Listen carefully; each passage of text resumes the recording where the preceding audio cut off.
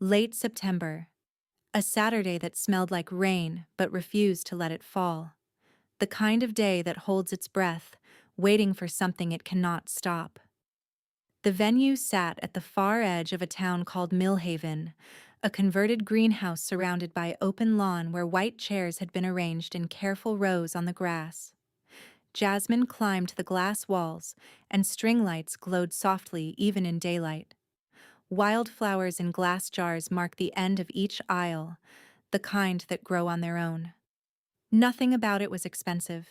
Everything about it was chosen. She had chosen it. Every detail, every flower, every small, imperfect thing.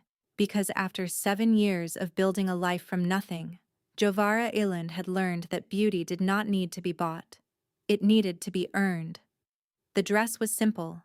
No train, no veil, no borrowed diamonds from a world that had once tried to own her. Just ivory linen that moved when she moved. Her dark hair was pinned loosely with a single sprig of white sage, and her hands were steady as she adjusted the strap on her daughter's shoe. Aelith stood beside her, 6 years old and already too perceptive for her own good, wearing a pale blue dress and clutching a basket of petals like it was the most important mission anyone had ever been given. Her hair was dark, like her mother's, but her eyes were not. They were pale gray, almost silver, the kind that caught light from places where no light seemed to exist. Eyes that did not come from Jovara's bloodline. Eyes she had spent 6 years learning not to look at too closely. Mama, when do I throw them? When the music starts, baby. What if I throw them too early? Then the flowers will just have more time to be beautiful. Aelith considered this seriously, then nodded, satisfied. And for a moment, standing in the small dressing room behind the greenhouse, Jovara felt something she had not allowed herself to feel in a very long time. Safe. That was the moment the feeling should have lasted. It didn't. The music began, soft strings drifting through the open air. Calder was already at the altar, tall and steady and smiling the way he always did, like the world made sense to him and always had. He was a good man, the sort who fixed things without being asked and never raised his voice. She had chosen him the way she had chosen this town, this dress, this life, deliberately, carefully, with both eyes open. Aelith went first, scattering petals with exaggerated seriousness, and the guests laughed softly. Then Jovara stepped forward. The aisle stretched ahead, lined with familiar faces, people who knew her only as the quiet baker who opened before dawn, the devoted mother, the reliable neighbor. None of them knew what she had been before. None of them knew what she had survived to stand here. She was halfway to the altar when she saw him. Not in the front. Not standing where he would be noticed. He was at the far edge of the last row, half hidden by the shadow of the greenhouse frame, motionless in a dark coat that did not belong in this world of linen and wildflowers and soft light. Her step faltered. Every nerve, every reflex, every survival instinct she had buried under 7 years of normalcy fired at once, like a system that had never truly powered down. Thesson Moreau. The name hit her chest before it reached her thoughts. She hadn't spoken it in years, had trained herself to flinch away from it the way you train yourself not to touch a burn, and yet, there he was, standing in the last row of her wedding like a debt she had never finished paying. He looked different, older in ways that had nothing to do with time. His face was leaner, sharper, stripped of something she couldn't name. His posture still carried that impossible stillness that had always made rooms go quiet. But his eyes, those pale gray eyes that she saw every single day in her daughter's face, were not still. They were fixed on Aelith, on the small girl in the blue dress standing at the front with her empty basket, beaming at the guests. And she watched the exact moment he understood. It moved through him like something structural giving way. His shoulders shifted, His hands opened at his sides, his breath visibly caught. His gaze locked on the child, then moved to Jovara, then back to the child, and the recognition did not build gradually. It detonated. She reached the altar. Calder took her hands. "You look incredible," he whispered. She smiled. It was the most practiced thing she had ever done. The officiant spoke. Words about love, about commitment, about building something that lasts. She heard none of them. The vows came. Calder went first, steady and sure. Then it was her turn. "Jovara," the officiant said gently, "whenever you're ready." She opened her mouth. Nothing came. Not because the words weren't there, but because the man in the last row had not looked away, and his eyes, his daughter's eyes, were asking a question she had been refusing to answer for 7 years. The silence stretched. 1 second, 2, 3. Calder's hands tightened around hers. "Take your time," he murmured. She couldn't. Not with him there. Not with the past standing 20 feet behind her. "Excuse me," she whispered. "1 moment." She turned before anyone could respond and walked back down the aisle. She did not stop until she was around the corner of the greenhouse, her back pressed against the glass wall and her breath coming in short, broken bursts. He was there within seconds. Of course he was. "Go away." Her voice came out low, shaking. "I didn't come to stop this," he said, his voice barely above a whisper. "Then why are you here?" "Because you deserve to know the truth before you say those words. You owe yourself that. I know the truth. I've known it for 7 years. You know what you were shown. That is not the same thing. Leave." The word cracked on its way out. He just looked at her with an expression she had never seen before. Not control, not power. The look of a man standing at the edge of something he could not survive losing again. "The girl," he said, and his voice broke on the second word. "Those are my eyes."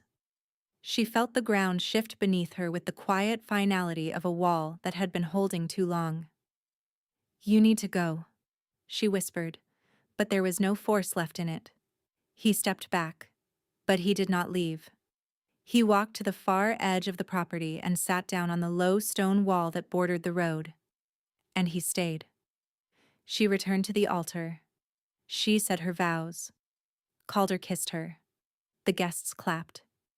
None of it touched her. Later, as Aelith played near the garden fence, the girl stopped and looked at the man on the wall. He was still there, motionless, watching her with a stillness that should have frightened a child but didn't. "Mama," Aelith said, tugging Jovara's sleeve. "That man has the same eyes as me." The world tilted. "No, baby," Jovara said, her voice careful, practiced, breaking underneath. "He doesn't." But Aelith was already looking back at him, curious, fearless. And the most powerful man in 3 territories sat on a stone wall at the edge of someone else's wedding, watching a child he had only just discovered, and did not wipe the tears that ran down his face because his hands had forgotten how to move. I need to tell you how it began, because the ending does not make sense without the beginning, and the beginning was beautiful. That is the cruelest part. I was 22 when I met Tess and Morrow. Not at a gala, not at a party. I met him at my father's workshop, a small furniture restoration shop on the south end of Ryland City, where the streets smelled like sawdust and engine oil, and nobody pretended to be anything they weren't. My father, Petran, had hands that could bring dead wood back to life. He could take a chair that had been broken for 40 years and make it look like it had never known damage. People came to him from all over the city, not because he was cheap, but because he was honest, and in Ryland City, honesty was a currency most people could not afford. Thesson came for a desk, an antique, 18th century, worth more than the entire building. He watched my father examine the damage with quiet attention, spoke little, listened carefully, and when my father named a price far below what the desk was worth, Thesson tripled it without hesitation. "Your hands are worth more than you charge," he said, and my father looked at him with a respect he usually reserved for wood that had survived centuries. He came back 3 weeks later. I was there, sanding a table, sawdust in my hair. He noticed me the way weather changes, gradually and then completely. The second time, he brought another piece. The third time, he came with nothing at all. Just stood in the doorway and asked my father if he could take me to dinner. My father said no. Twice. He knew exactly who Thesson Morrow was. Every person in Ryland City did. He was not afraid of him. He was afraid of what proximity to him would do to someone he loved. Men like that don't build, my father told me that night, his hands wrapped around a cup of tea. They acquire.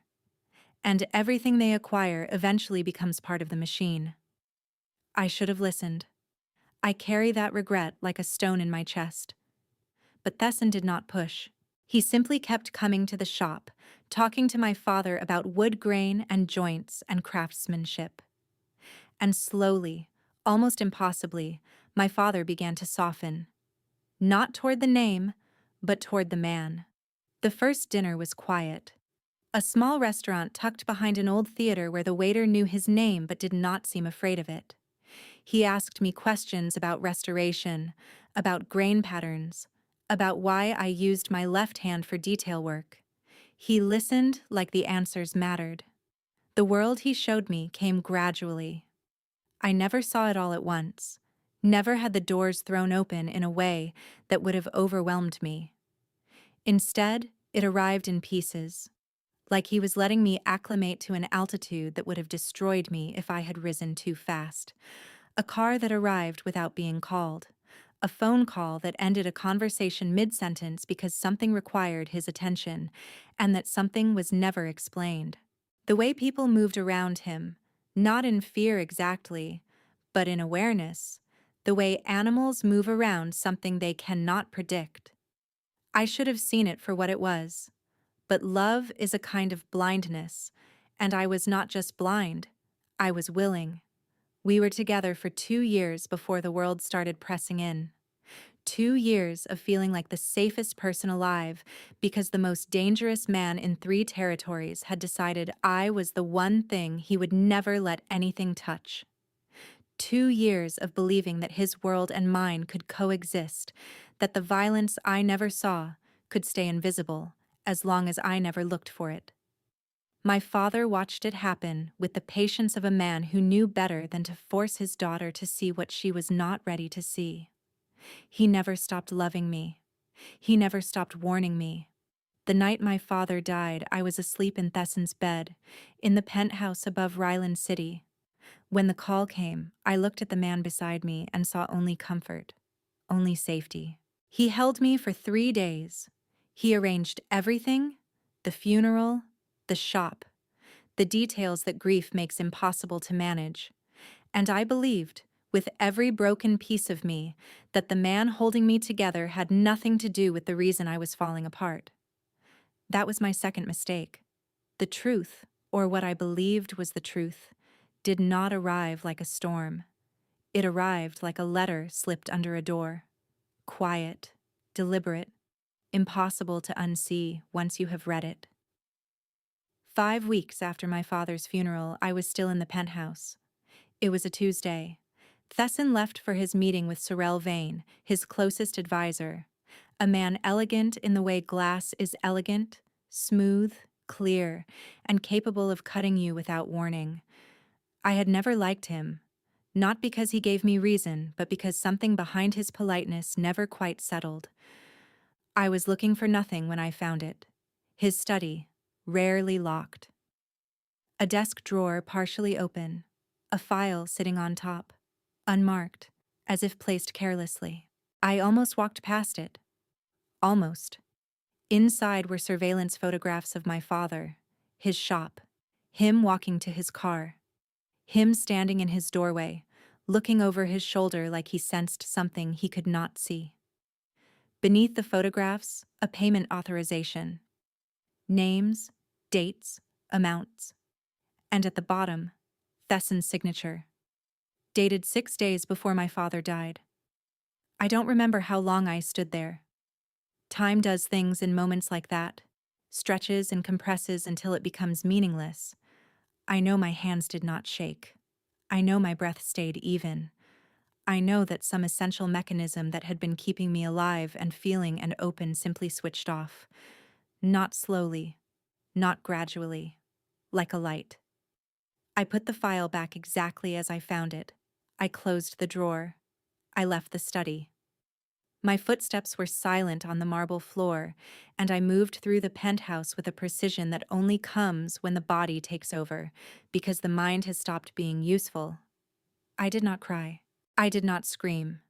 I stood in the bathroom and looked at my face in the mirror and did not recognize the woman looking back at me, because the woman who had loved Thesson Morrow was gone, and the one who remained did not yet have a name. I packed the way soldiers pack. One bag. My father's watch. The one with the cracked face he never fixed because he said it reminded him that broken things still keep time. A change of clothes. Cash I had hidden away, because my father taught me that every woman should have an exit she never has to explain. The penthouse had cameras on every floor and manned checkpoints at every exit, but I had paid attention to things a woman in love should not have needed to notice, driven by the quiet habit my father built into me. The instinct to always know where the doors were. I left through the service elevator, the one from the kitchen to the loading dock. No cameras in the corridor. No guards at the lower exit. The building's security was designed to keep threats out, not to keep people in, because no one had ever considered that the woman upstairs might want to leave. The night air hit my skin like a slap. Cold, sharp, indifferent. Ryland City spread out around me, glittering and enormous, and for a moment the scale of what I was doing pressed down on me with a weight that nearly stopped my legs. I was leaving the most protected space in the city, leaving the man whose name kept others alive or ended them, leaving everything I had believed about my life, about love, about the difference between safety and captivity. And I was leaving because the man who held me while I grieved my father may have been the one who made me grieve at all. I walked for the first hour. Then I ran. Not because anyone was following, but because my body had finally caught up to what my mind already knew, and the distance between me and that penthouse could not grow fast enough. I took a bus at the edge of the city, paid in cash, sat in the back with my bag pressed against my chest and my father's watch ticking against my ribs, and I watched Ryland City shrink in the window until it became nothing but light on the horizon. Somewhere between the city and whatever came next, I pressed my hand against my stomach without thinking. A gesture that meant nothing at the time. A reflex, maybe, or a prayer. I didn't know yet. Not consciously. But something deeper than thought already understood that I was not alone, and that the thing I was carrying was the one piece of him I would never be able to leave behind. The bus pulled onto a highway. The city disappeared, and the woman who had been Thesson Morrow's became no one at all, traveling toward a life that did not yet exist, with a secret growing inside her that would change everything. Behind her, in a penthouse that still smelled like her perfume, a man who did not yet know he had lost anything sat in a room full of power and felt, for the first time, a cold he could not explain. The bus stopped 3 times before I got off, and I chose the third stop because the town beyond the window looked like a place that had forgotten it existed. That was what I needed. Millhaven sat between 2 ridges of low hills covered in wildflower and thistle, with a single main road that curved through it like a river that had changed its mind. I stepped onto gravel and waited for the familiar feeling, the pull of being hunted, the pressure of unseen eyes. It didn't come. For the first time in weeks, silence actually meant silence. The room I found was above a hardware store run by Brenna Calloway, 72 years old, with a face that made it clear she had survived things she would never discuss. She asked if I could pay weekly. Cash, I said. Don't care how, care that it's on time. She didn't ask my name. I gave her a new one anyway. Something blank and unremarkable. A name designed to disappear on paper. The room was small. Bare walls. A single window facing the hills. A bed that creaked when I sat on it. A chair in the corner with one leg shorter than the others. I set my bag down. I placed my father's watch on the windowsill where the light could reach it. And then I sat there, perfectly still, and felt the full weight of what I had done. I had left everything, not just Thesson, not just the penthouse or the city or the life, but the version of myself that had existed inside those things. The woman who had been loved and protected and chosen was gone, and what remained was something I did not recognize yet. Something scraped clean, something waiting. The first weeks were about rhythm. I found work wherever it existed. Cleaning at the inn, stocking shelves at the general store, hauling feed at the farm depot where the owner paid in cash and didn't look at me long enough to remember my face. I moved through Millhaven the way water moves through cracks, quietly, consistently, filling the spaces no one else wanted. I kept my head down. I spoke when spoken to. I smiled in the careful way that invites no further conversation. And every night, I lay in that small room above the hardware store and listened to the town settle into sleep, counting the hours until morning like each one was a wall I was building between myself and the life I had left. Nobody came, no black cars idling at the edge of town, no strangers asking questions at the post office, no voice on the phone that shouldn't have had the number. The absence of pursuit should have been a relief. Instead, it felt like quiet that is not peace, but patience. I told myself I could survive this. I had my father's stubbornness, his belief that a person's worth was measured by what they could build with their hands when everything else was taken. I could build something here, and I would have believed it entirely if my body had not begun to betray me on a Tuesday morning 3 weeks after I arrived, bending me over the sink at the inn with a wave of nausea so sudden and so fierce it took the floor out from under me. But the body does not lie. It never has. The sickness came in waves, unpredictable and relentless. By the 4th week in Millhaven, the mornings had become something I dreaded. The nausea would hit before my feet touched the floor, deep and rolling, like seasickness on solid ground. The clinic was a converted farmhouse behind the post office, with a door that stuck when you pushed it. I almost turned around twice because some truths do not simply inform you.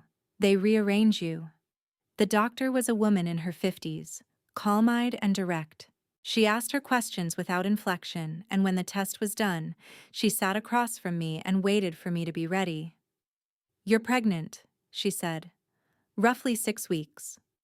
The words landed with a weight that spread outward, slow and irreversible. 6 weeks. Which meant I was already carrying this when I found the photographs. Already carrying this when I walked out into the night. Already carrying this on the bus, in the small room, in every moment of the life I had been building in Millhaven. His child. The thought arrived not as a concept, but as a physical reality, heavy and undeniable, pressing against the inside of me in a way that made breathing feel like a negotiation. I had left him. I had erased him. I had stripped his name from my life and his voice from my memory and his touch from my skin. And none of it mattered because the most permanent part of him was already growing inside me, building itself cell by cell from the shared material of everything we had been. It was no longer about me. If Thesson ever found me, it would not be a woman he came for. It would be his bloodline, his legacy. I was no longer hiding myself. I was hiding something he would burn the world to find, and the terror of that realization settled into my bones like cold weather, becoming part of the structure of me. A permanent condition, a new way of breathing. I sat in that room, alone, with my father's watch on the windowsill, and a life growing inside me that tied me to a man I could never go back to. And I understood something with a clarity that hurt. I could not afford to be afraid. Fear was a luxury. Fear made you hesitate, and hesitation made you visible. And visibility was the one thing that would end everything. So I did what my father taught me. I built. The old bakery on the corner of Millhaven's main road had been closed for over a year, its windows dusty, its ovens cold. I asked Brenna about it. Hasn't been open since Marta passed. Landlord would probably give it away to anyone willing to keep the lights on. I signed the lease under the name Millhaven knew me by. The ovens needed work. The counters needed sanding. The floors needed scrubbing on hands and knees until the wood remembered what it looked like clean. I did it all myself. Every repair, every coat of paint, every early morning spent learning dough by feel because I could not afford to fail. My father had restored furniture. I would restore this. Same principle, same patience, different material. The bakery opened on a Thursday. 3 customers the first day, 7 the second. By the end of the month, the smell of fresh bread reached the street before dawn, and people I had never spoken to began nodding at me like I had always been there. And inside me, quiet and patient and growing, the reason I was doing all of it made itself known a little more each day. My daughter arrived on the quietest night Millhaven had seen in months. No wind, no rain, not even the usual chorus of crickets. Just stillness, like the world had pressed pause to make room for something. The contractions started at the bakery. I was cleaning the ovens, a task I had come to think of as meditative.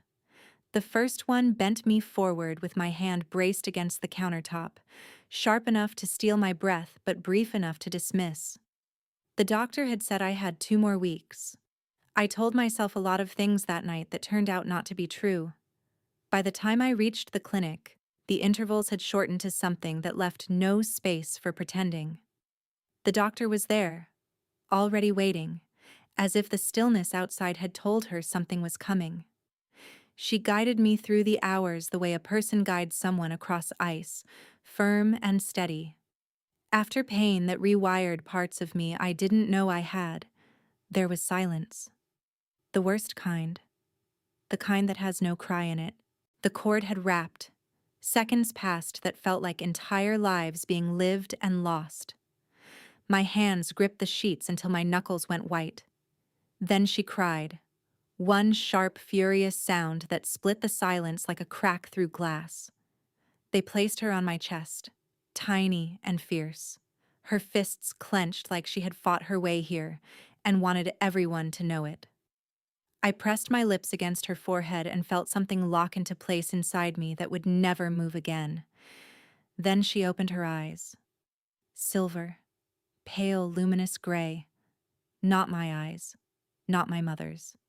His. No matter how far I ran, his daughter would look at me with his gaze every single day for the rest of mine. I named her Alith.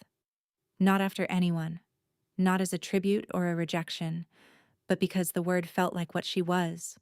Something that arrives and cannot be undone. Something that redefines everything that came before it. The years that followed did not pass quickly.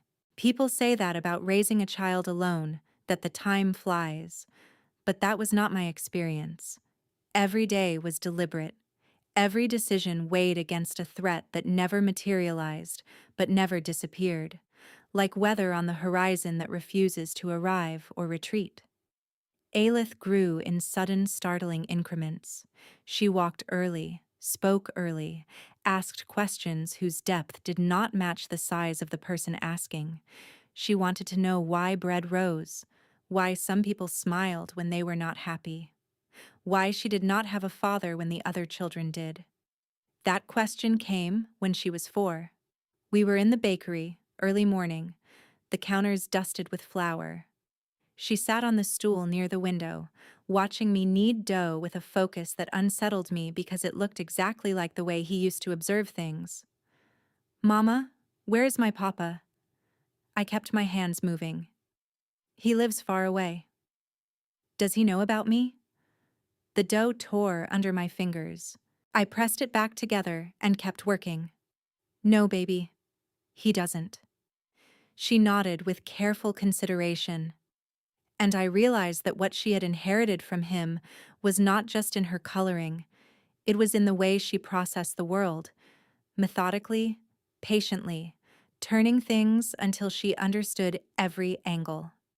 The bakery became our center. It grew until it was no longer just a business, but a landmark.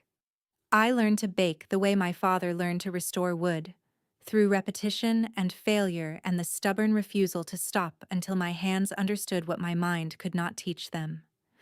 And somewhere in that quiet life, the fear began to soften, not disappear, never disappear, but settle into something manageable.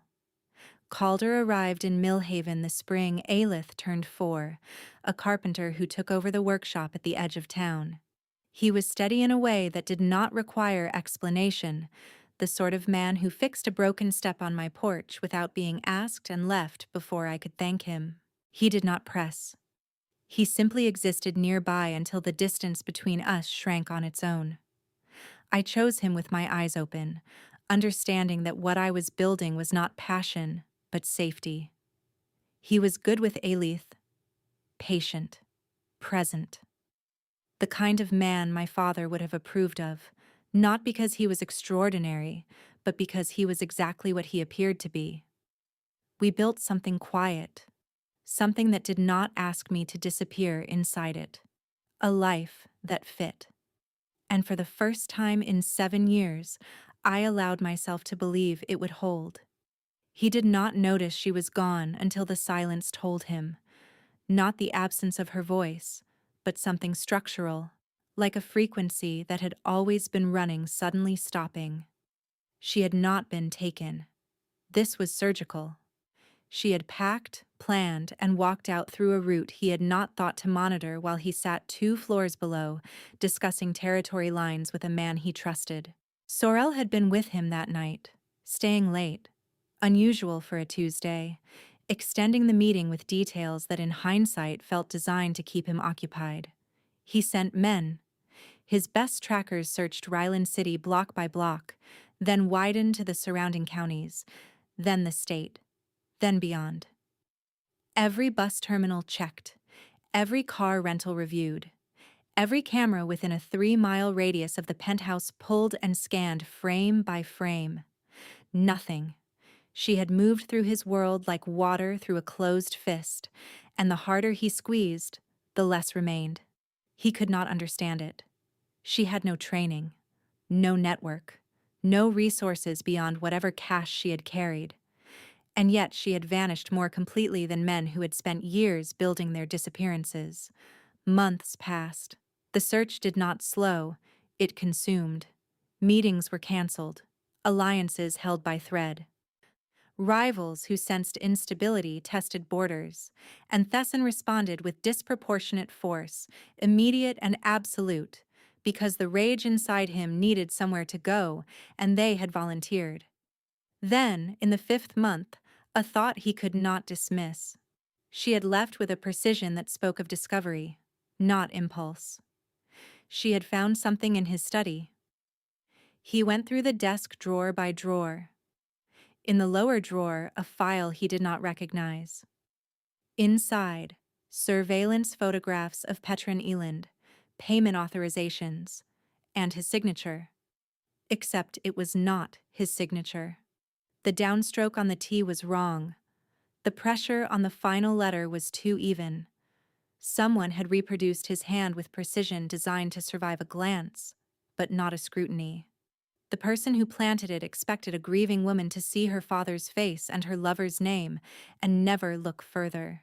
She hadn't. And that decision had been exactly what they wanted. He trusted no one for the investigation that followed. He pulled threads hidden behind layers of routine, followed money routed through accounts designed to look like his own, traced communications erased, but not thoroughly enough. Sorel had been building this for over a year, an alliance with the Marin family, a rival operation that needed a fracture point. The arrangement? Remove the woman who made Thesson human. Without her, he would either collapse or become predictable, and either outcome was profitable.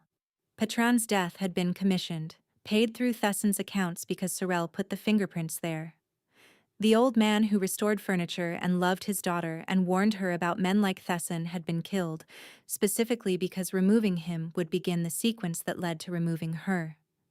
Every piece connected, every question answered.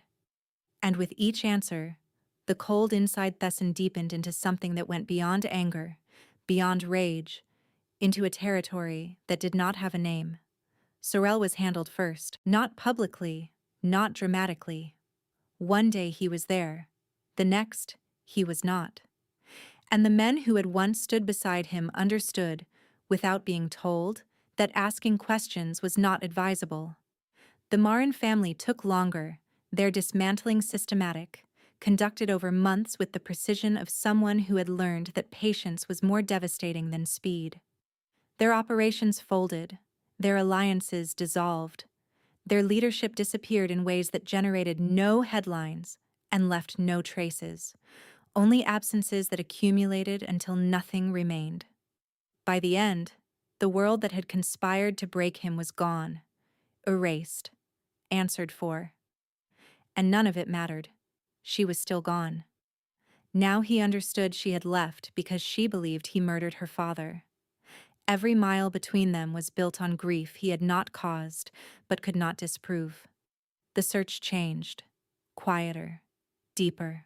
He was looking for a woman who had been lied to, and when he found her, the truth would need to undo 7 years of belief. He found her on a Wednesday, nearly 2 years before her wedding. A newspaper feature on small-town bakeries.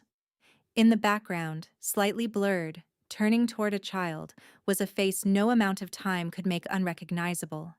And beside her, looking at the camera with a directness that stopped his breathing, was a girl with his eyes. He did not go immediately. That was the hardest thing he had ever done, because every instinct demanded he move before the distance could swallow her again. But he had learned something in 7 years. Arriving was not the same as being received. So he waited. He watched from a distance, through information arriving in small increments. Enough to know she was safe. Enough to know the child was healthy. Enough to know the life she had built was constructed entirely on the belief that he was a monster. A daughter he had never held, never spoken to, never known existed until a photograph in a newspaper showed him eyes that belonged to his bloodline looking out from a face he had never seen.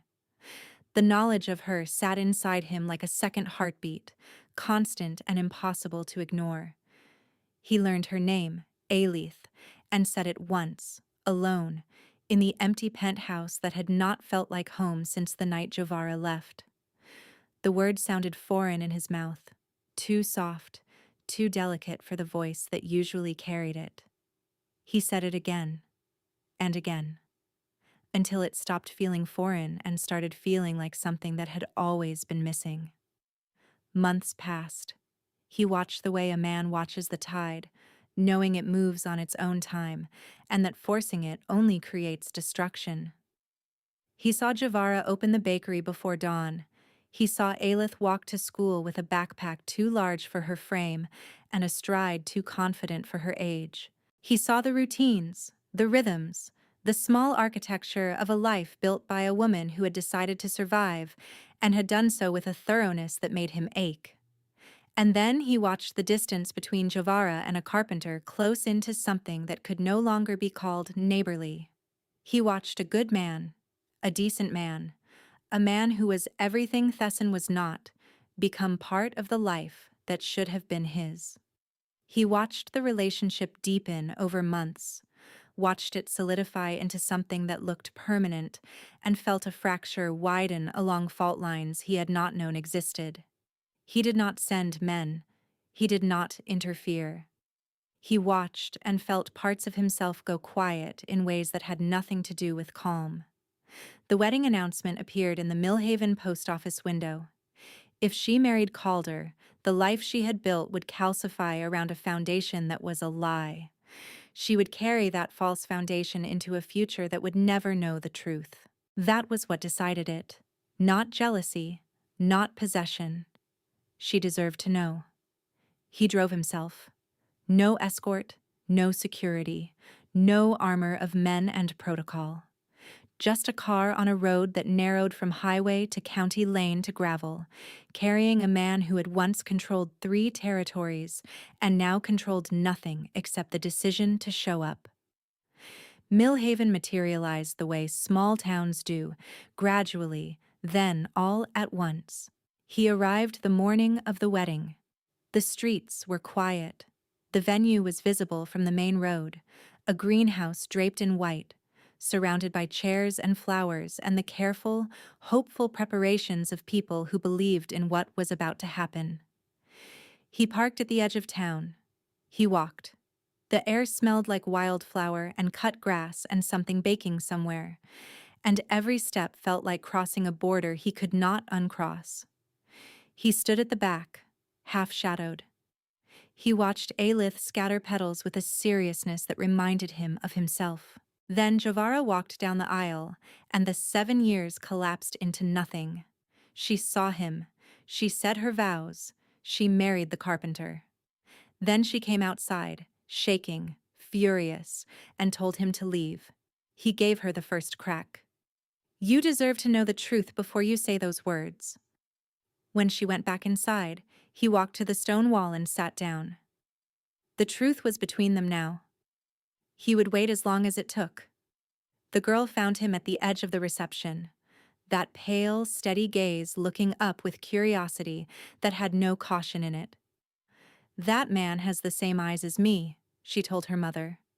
And somewhere between that sentence and the silence that followed, the most powerful man in 3 territories understood that power had never meant anything at all. 3 days passed before I went to him. 3 days of smiling at Calder, of braiding Alith's hair, of pretending the axis of my world had not shifted while I stood at my own altar. He had rented the cottage at the end of Harrow Lane. I went on a Tuesday evening after Alith was asleep. I told myself I was going to tell him to leave. None of those intentions survived the moment he opened the door. He looked like he had not slept since the wedding. He stepped back without a word, giving me space to enter or leave. I stepped in. The cottage was bare. A table, 2 chairs, a bag that had not been unpacked. He had stripped himself down to presence, nothing more. "Talk," I said. Arms crossed. Every wall I had built pressed firmly into place. He placed a folder on the table, thick, worn at the edges. "I need you to look at all of it before you say anything." I almost refused, almost turned and walked out because some part of me knew that whatever was inside that folder would change things in ways I could not undo. But my father had raised me to face difficult things. He had taught me that turning away from truth was not strength, but avoidance, and avoidance was just a slower way of being destroyed. I sat down. I opened the folder. The first page was a forensic analysis of the signature. Side-by-side comparisons with verified samples, pressure maps, stroke analysis. The conclusion required no interpretation. The signature was a forgery. Financial records followed. Transaction histories routed through accounts carrying Thesson's name, but opened by someone else. The trail led to Sorrel Vane. Communications between Sorrel and the Marin family. Strategic memos laying out the plan to isolate Thesson by removing the 2 people who made him reachable, my father and me. My father first, a commissioned death paid through Thesson's accounts. Then me, not through violence, but through belief. The planted file placed on the night Sorrel kept Thesson in a late meeting. The last page was a photograph. Sorrel seated across from the head of the Marin family, 3 weeks before my father died. I closed the folder. The room was silent in a way that felt physical, like the air itself was waiting. "Where is Sorrel now?" My voice sounded like it belonged to someone standing very far away. "Gone." The word carried a weight that required no elaboration. "And the Marin family?" dismantled. Every one of them. I pressed my hands flat against the table, feeling the grain of the wood against my palms, grounding myself in something tangible because everything else had just become unstable. 7 years. 7 years of believing the man sitting across from me had murdered my father. 7 years of running, hiding, building a life on a foundation that had just dissolved beneath me. "You didn't kill him," I said, and it was not a question. It was the sound of something collapsing. "I would have given my life to protect him," Thesson said quietly. "He was yours. That made him mine." The tears came without permission. I pressed my hands against my face and felt the years break open inside me. Every mile I had run, every night I had spent alone, every time Aelith had asked about her father and I had answered with a lie because I believed it was the truth. 2 years, he said, his voice barely holding. "It took me 2 years to find the proof, and nearly 5 more to find you." The man across from me was not the Thesson I had known. He was someone shaped by the same years, worn down and rebuilt around the same absence. "I married him," I said. The words felt heavy in my mouth. "I know. He's a good man." "I know that too." I stopped at the door. "She's yours," I said without turning around. "Aelith. She has your eyes." The sound he made was not a word. It came from a place where language does not reach. I left before I could hear anything else because if I stayed one more second, I would not have been able to leave at all. I told Calder on a Thursday. We sat on the porch while Aelith drew at the kitchen table inside. I told him everything. The life before Millhaven, the man I had loved, the folder, the forged signature, the truth that had dismantled the only certainty I had. He listened completely, without interruption. The silence afterward was the hardest part, full of something I could not fix. "Do you love him?" he asked finally. "I don't know. But every decision I made for 7 years, including the decision to be with you, was built on something that wasn't real. You deserve someone who chose you from solid ground, not from the middle of running." "He's her father," Calder said quietly. Not a question. "Yes. I'm not going to fight for something that was never fully mine. But I need you to know that what we had was real for me." "It was real for me too," I said, and I meant it. But real and right are not always the same thing. Calder left Millhaven by the end of autumn. He finished his projects, said his goodbyes, and hugged Aelith with a tenderness that made me close my eyes. He was a good man. He deserved a better story. But this one was not his. Thesson did not rush. He stayed in the cottage on Harrow Lane, came to the bakery each morning, ordered coffee, sat by the window, and said nothing until I was ready to say something first. Aelith met him on her own terms. She studied him for 2 weeks, then one morning walked to his table, sat down, and said, "Mama says you live far away. Why are you here?" He looked at her, at the pale gaze that was unmistakably his, and he softened completely, like a wall coming down that had been standing so long he had forgotten it was there. "I came to find someone," he said. "Did you find them?" "I think so." "You have my eyes," she said matter-of-factly. "Mama says they're rare." "They are," he said, and his voice cracked on the second word. Aelith nodded, satisfied, pulled a crayon from her pocket, and began drawing on a napkin, as if the most important conversation of 3 lives had been a small matter easily settled. I stood behind the counter and watched my daughter sit with her father for the first time, and I let myself feel what I had been refusing to feel since the night he appeared at my wedding. Not love, not yet. Not forgiveness. Something quieter and more honest than either. Relief. The weight I had been carrying for 7 years, the grief, the fear, the belief that the man I loved had destroyed the person I loved most, all of it was lifting. Not quickly, not painlessly, but lifting, the way heavy weather clears when the pressure finally changes.